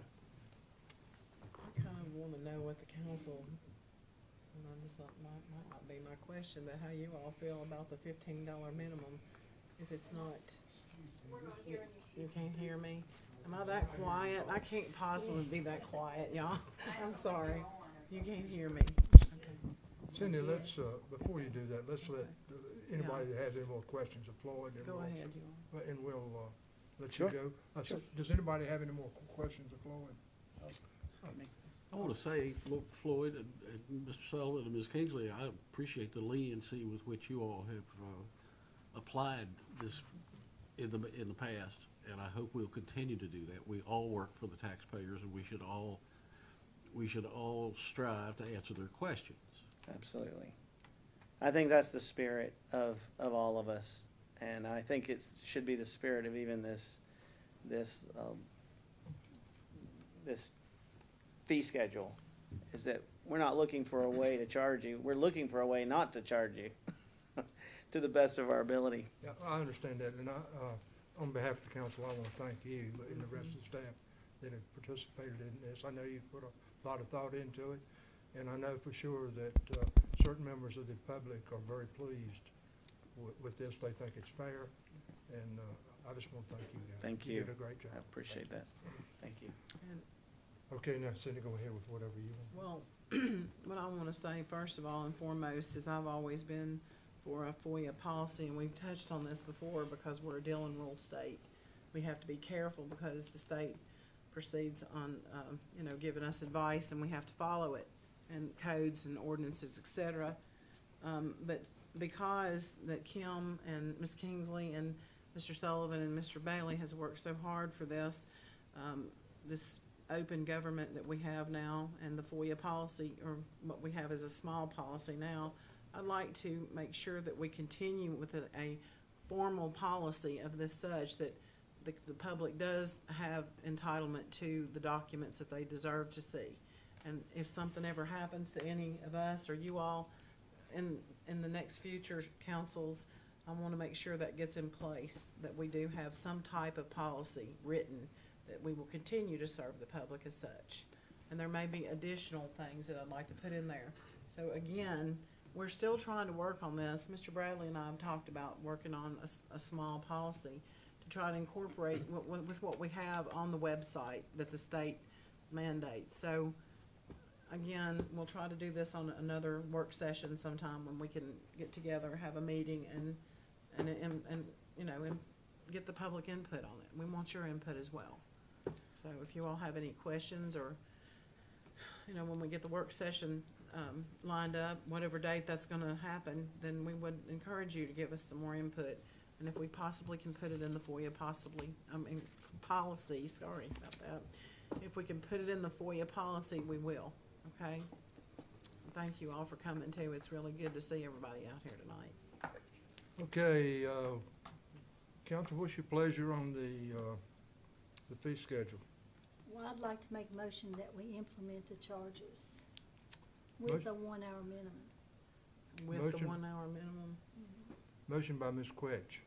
And I would second that, and I would also say, I think, just as Floyd indicated, I think they're gonna treat everybody fairly and not Yes. necessarily charge for an hour's labor, so. Okay, we've got the motion and second by Mr. Webb.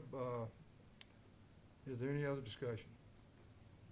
I just like to add, Mr. Mayor, from sort of an outside looking in, the intent of the FOIA law as passed by the state was if you have the document, you produce it, with some exemptions that you can claim.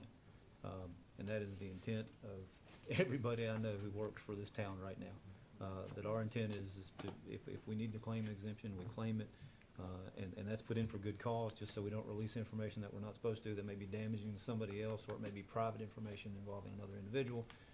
But our intent as we work going forward is to comply fully with the spirit of FOIA, and that is produce the documents for the people who request them, as long as we're free to do so without exemption. Hey, thank you, Tony. I think that's what the town council would like also. Okay, we've got a motion and a second, and any more discussion? Hearing none, Kim, please call the roll. Mr. Bradley? Aye. Ms. Quetch? Aye. Mr. Webb? Aye. Ms. Patterson? Aye. And Mayor Craig? Aye. Okay, consideration of newly appointed clerk salary, Tony Sullivan. I'm sorry to dominate the next hour of this this council meeting. Ms. Kingsley was named clerk at the July 2nd organizational meeting. We did not set her salary at that time. We do need to set that salary. Salary recommended would be that of $57,142.68 per year. I would ask that that be retroactive to July 2nd of 2018, and just need a motion to proceed. So move. And I second. Motion by Mr. Bradley, second by Ms. Patterson to approve the salary for the clerk. Any discussion?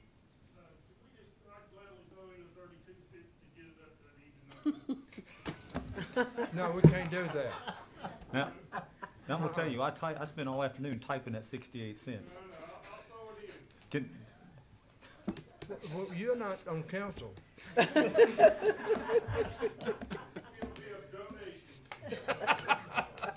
All right, Tony, what your, He may not be on this council, but I'll second his motion. if you would rescind that motion, whoever made it. You wanna I think rescind I it? made that motion, and I will rescind that motion or restate that motion to include the extra 32 cents. Which would mean a Which salary would of bring 50 the salary up to $57,143, if I'm not mistaken. You may not be able to buy a pack of chewing gum with it, but added to your salary, you could possibly do that. And they can take it out of my check if they need to. Yeah. all right, council, we're getting giddy now. We have a motion on the floor. I Do need we a have second to the I said restate. second, yes. All I right, second I that can't motion. hear, I haven't done anything right all night, I can't hear. Any more discussion? Okay, Kim, call the roll. Mr. Bradley? Aye. Ms. Quetch? Aye. Mr. Webb? Aye. Ms. Patterson? Aye. And Mayor Craig? Aye. You owe Chuck a biscuit tomorrow. I do owe Chuck a biscuit tomorrow. All right, council, consideration of date to schedule public hearing for discussion regarding College and First Church Streets one-way options. Tony Sullivan. Yes, sir, we spoke about this briefly, and actually I brought it up when we were scheduling meetings. I think in our work session, we discussed, maybe for our September work session, putting on sort of a design charrette, for lack of a better word, to allow the public to come in and comment, just have public works staff make some sketches and drawings so the folks who live in the affected area could come in and give you all comments prior to the work session. And this would give us time, if you want to set this for our September meeting, this would also give us time to make written notification to everybody in the affected area if they wanted to attend as well. Okay, I think we can just do this by consensus. Is that all right?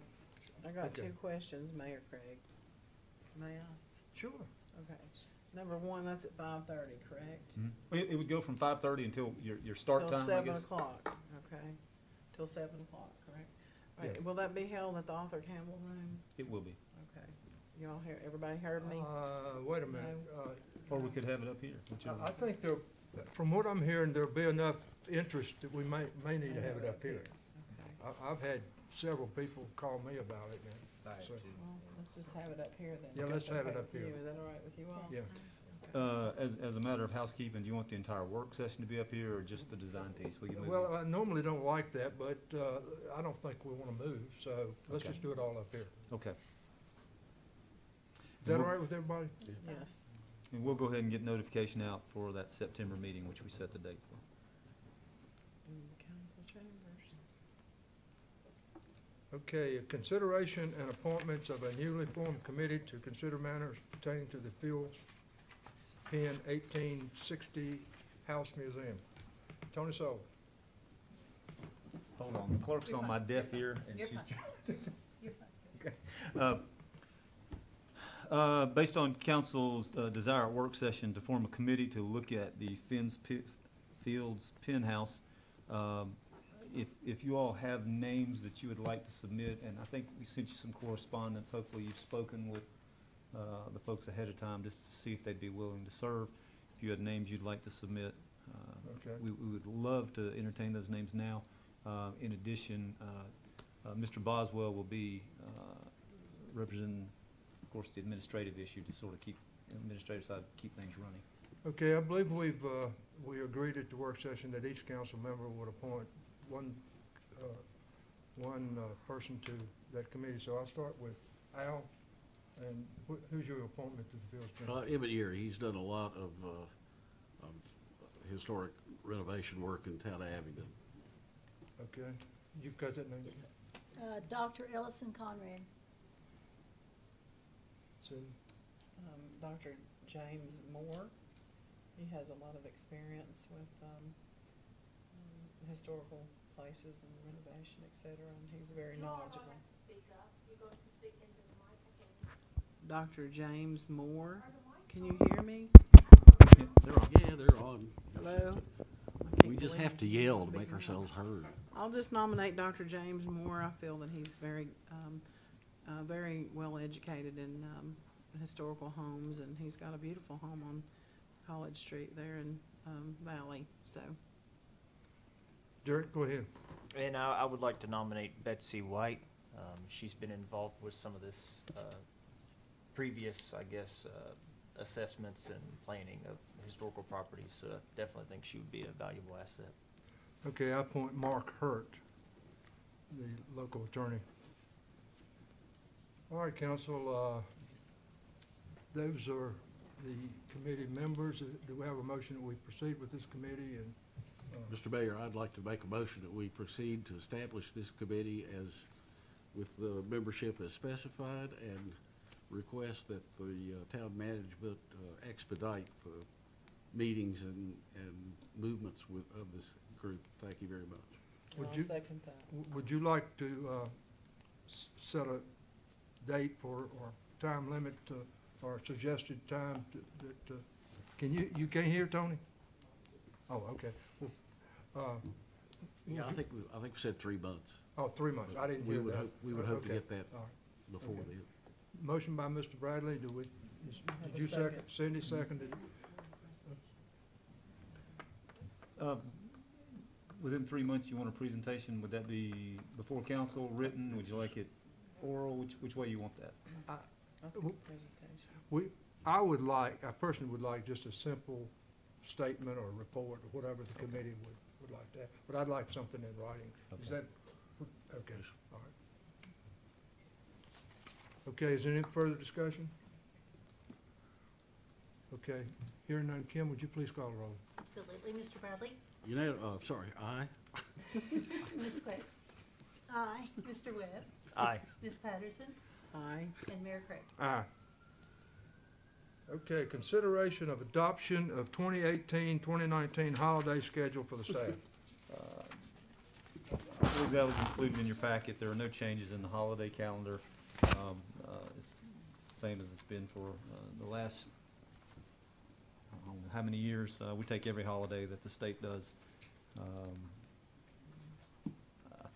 think our Human Resources Director is ill tonight. She was going to be here to speak to it, but just ask council's blessing to proceed as normal with that holiday calendar.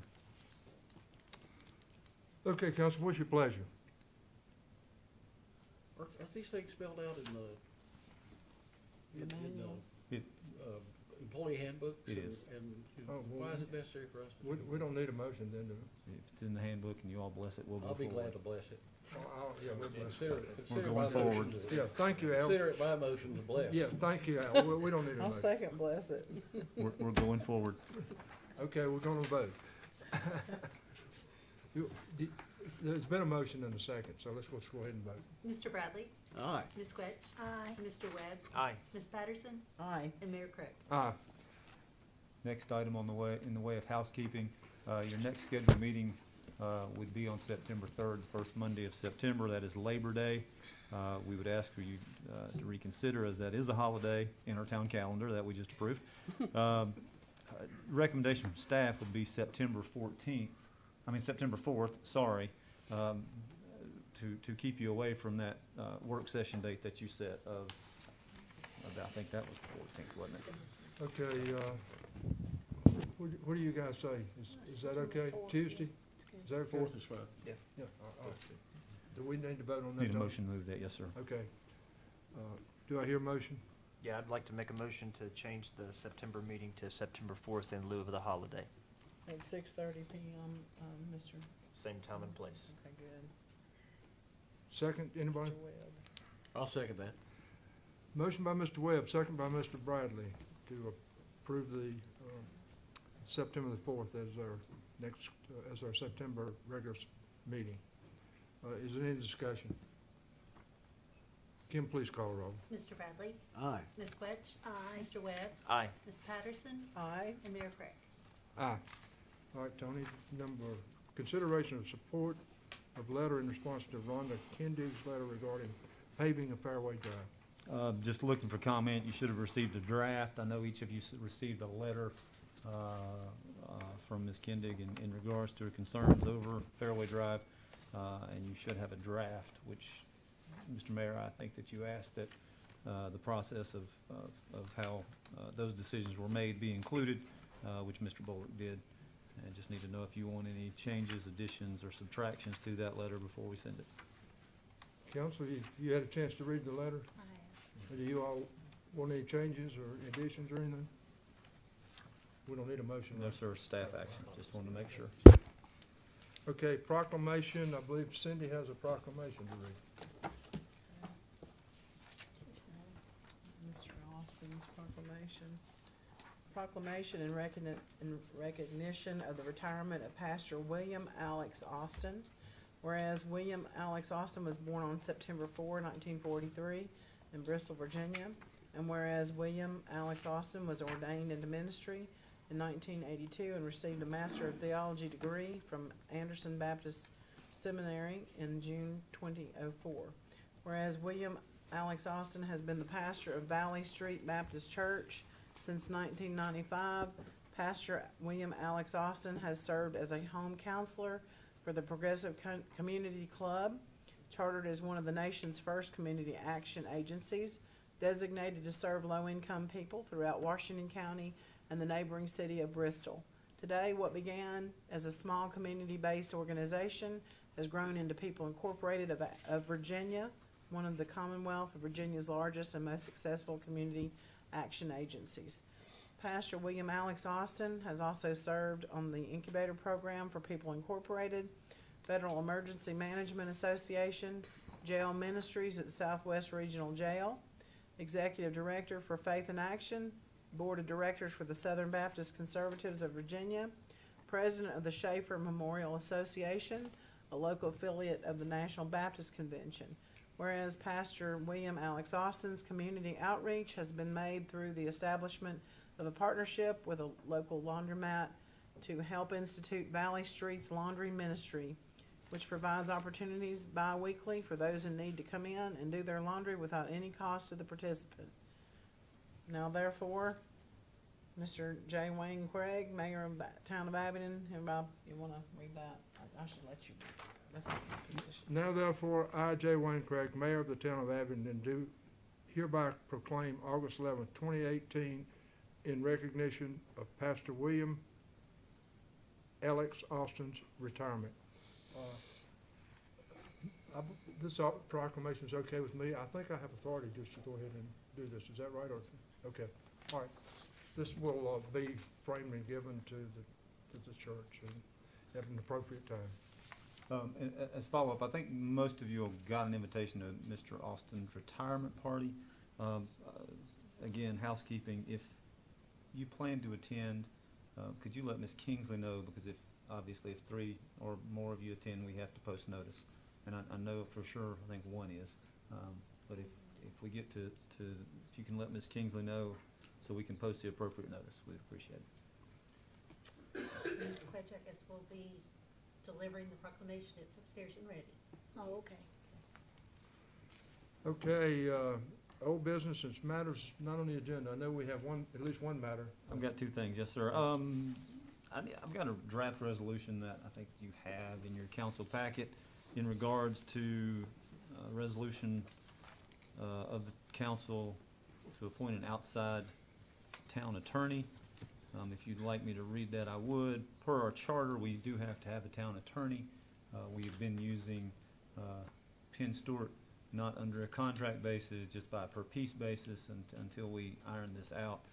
The resolution in front of you which would allow us to enter into an agreement with Penn Stewart to serve as our town attorney, and if you care for me to read it, I will, but we do need council action. Okay, unless you want to read, it's my understanding that we'll send out an RFP. They'll serve its proposal is to serve, for Penn Stewart to continue to serve and be our town attorney, and to authorize town manager to send out the contract. This, because it's legal services, we do not have to send out an RFP. This is just authorizing me to use Penn Stewart now and then to negotiate with them for contract services for the future. Okay, all right. Okay, what's your pleasure on the resolution, council?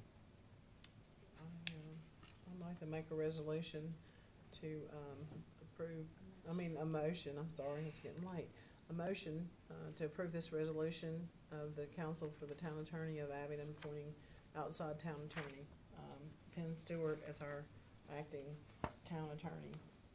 Second. Until further notice. Okay. Having a motion and a second, any discussion? Just out of curiosity, this does give you the authority to negotiate a better cost for us as a town? Yeah, it or allows us to enter some into sort a of contract. Okay. Okay, Question. The question I have is, on all the resolutions that we've read, I know that all this is going in our minutes and everything, but I don't know what the public wants to do, but do you wanna put these it's up to you, if you want it read. All you gotta do is ask. Yeah, we Yeah. can. If you'd like me to we read can it, I'll be- Yeah, read it. I'll be happy But to. the other thing I wanted to ask is, can it be put on the website? Yeah. You know, like on a website, and like we talked about FOIA? Yeah. You know, like when people request things, maybe we should have an ongoing, that's a whole different story. No, and that's, in fact, Mr. Bailey, I was gonna ask him to publish our fees schedule. So, all the resolutions can be posted, they can be posted as quickly as tomorrow, just as soon as they're signed by the mayor and entered into the record. Okay, that sounds good. You wanna read the resolution, or you want me to? I'll be happy to. Okay. Resolution of the council for the town of Abingdon appointing outside town attorney. Whereas pursuant to section 2-128 of the Code of Ordinances of the town of Abingdon, the town shall appoint a town attorney for an indefinite term to be the legal advisor of the council, the town manager, and of all departments, boards, commissions, and agencies of the town in all matters affecting the interest of the town. And whereas the previously appointed town attorney resigned effective July 17, 2018, and whereas section 2-196 of the Code of Ordinances of the town permits the town to enter into a contract for legal services, and now therefore be it resolved that Penn Stewart attorneys at law are appointed as outside town attorney to perform the duties described in section 2-128, and be it further resolved that the town manager is authorized and directed to enter into a contract for legal services with Penn Stewart, and be it further resolved that a copy of the resolution be placed in the official minutes of the town of Abingdon, adopted this day of August 2018, signed by the mayor. Kim, I believe we already have a motion and a second, is that right? Yes. Yes. Okay, any discussion? Okay, hearing none, Kim, please call the roll. Mr. Bradley? Aye. Ms. Quetch? Aye. Mr. Webb? Aye. Ms. Patterson? Aye. And Mayor Craig? Aye. I believe you have another matter on the agenda. Yes, sir, and I Not on the promise agenda. I'm gonna be done after this. Finally, again, in the manner of housekeeping, our workman's comp insurance, we went through a workman's comp audit, and one of the things that was not found was a resolution for workman's compensation coverage for elected officials, our boards, and our authority members of the town of Abingdon. Basically, we're just formalizing this agreement. The audit uncovered that we hadn't done this in a while, and so I need you to enact a resolution that extends workman's compensation coverage to you as council members, should you be injured in the line of duty while you're performing these actions, and our boards and commissions, should something to happen to them while they were serving in the official capacity of a board or commission member. And I have a resolution if you'd like me to read it now. Please. Cindy's gonna make you read it, so go ahead. Or I'll read it, if you're tired. I was always terrible at reading out loud in school. Resolution for workers' compensation for elected officials, board and/or authority members for the town of Abingdon.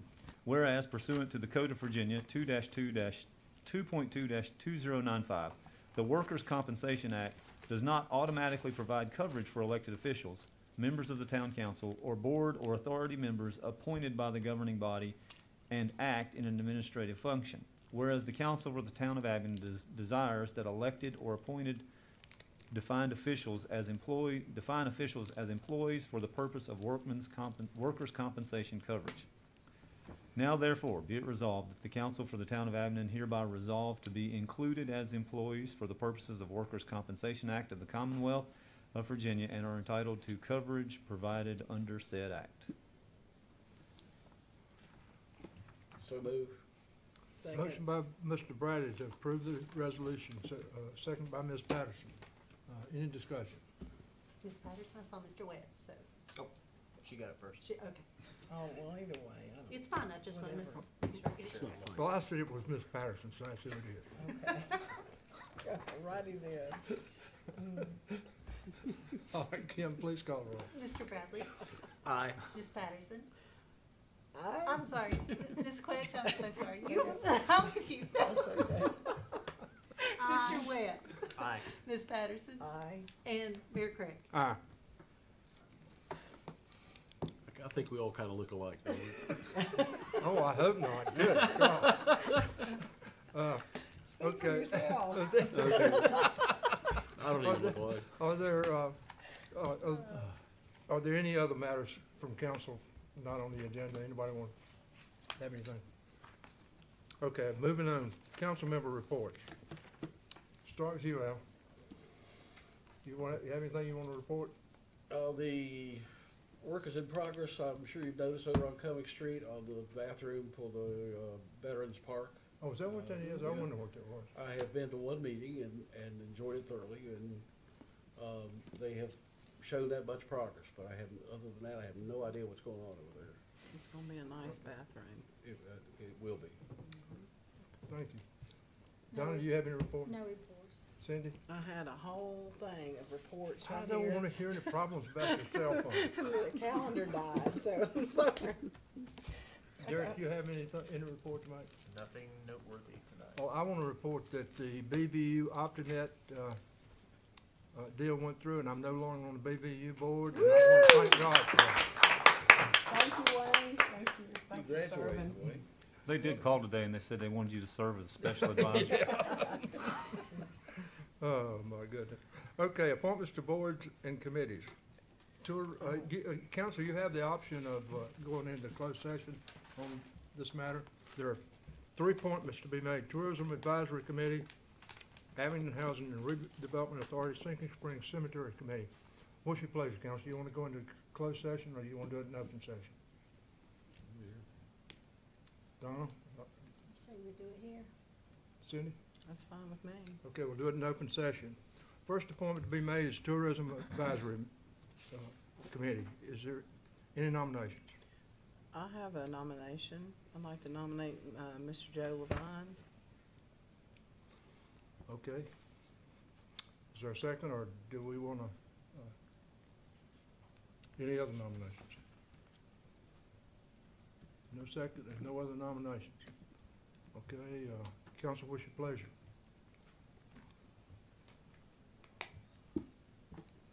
I'd move we appoint Joe Levine to the Tourism Advisory Committee. Okay, we have a motion. Is there a second? That was a second. Oh, I'm sorry. I'll second it. I Okay, thought so- I made the motion. you I just did. gave the nomination. I may be doing this wrong, but is it That's okay just to vote on this? That's up in front of you, Cindy. That's okay. Don't You've worry. got a motion and a second. Yeah, No, we're okay. good. You're fine. Any discussion? Okay, Kim, call the roll. Mr. Bradley? Aye. Ms. Quetch? Aye. Mr. Webb? Aye. Ms. Patterson? Aye. And Mayor Craig? Aye. Okay, Abingdon Redevelopment and Housing Authority. It's appointment to fill expired term of Al Bradley. This is a citizen appointment, is that correct? Okay. Are there any nominations?